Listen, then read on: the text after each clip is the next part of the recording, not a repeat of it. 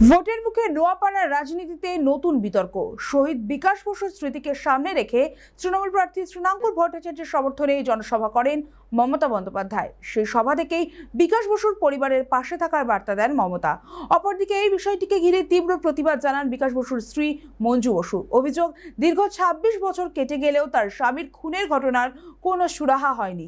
পাশাপাশি এতদিন তাকে ভুল বোঝানো হয়েছে বলেও দাবি করেন তিনি। এবার সরাসরি সেই খুনের ঘটনা সিবিআই তদন্তের দাবি তুললেন মঞ্জু বসু।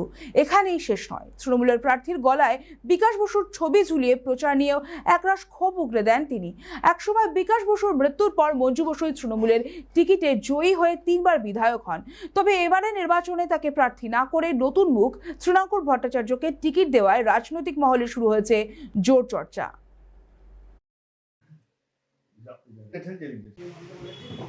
যে ধর্ণা মঞ্চ থেকে যেভাবে আমাকে অপমান করা হয়েছে, কোনো ভদ্র সমাজে সেইভাবে করে না। আমি স্টিল নাও এখনো 3বারের এমএলএ রয়েছি, তাঁরই সহকর্মী, তাঁরই সরকারের, এবং সেই তৃণমূল দল আমি সেদিন কিন্তু যেভাবে আমাকে অপমান করে মঞ্চ থেকে নামিয়ে দেওয়ার চেষ্টা করেছিলেন হাত ধরে, এবং পুরুষ সিকিউরিটি দিয়ে আমাকে করা হয়েছিল, এটা তো আরো অবমাননাকর।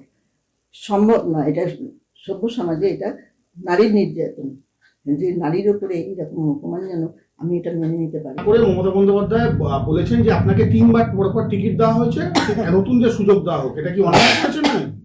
অন্যায় করেছেন কি ন্যায় করেছেন তার জিনিস, তিনি যা খুশি তাই করতে পারেন।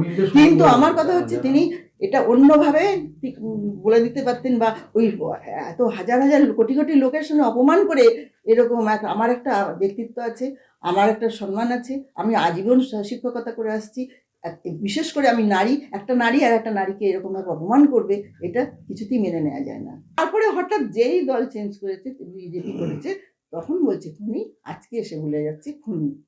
তাহলে এক ব্যক্তি তৃণমূলে থাকলো, অথচ তখন খুনি নয়, আর যেই বিজেপিতে সেই ব্যক্তি খুনি হলো, বেশ ভালো কথা। তাহলে সেটাই প্রমাণ করে দেখা, আর সেইটা যদি না প্রমাণ করতে পারলো, তাহলে আমি এরপরে সিবিআই তদন্ত চাই। কেন? প্রকৃত খুনিটা কি আমি জানতে চাই। হ্যাঁ, না না, এটা তো কন্ট্রাডিক্টরি কথা হচ্ছে। একই ব্যক্তি একবার হচ্ছে খুনি নয়, একবার হচ্ছে খুনি, তাহলে এই ধোঁয়াশাটা কাটাতে হবে।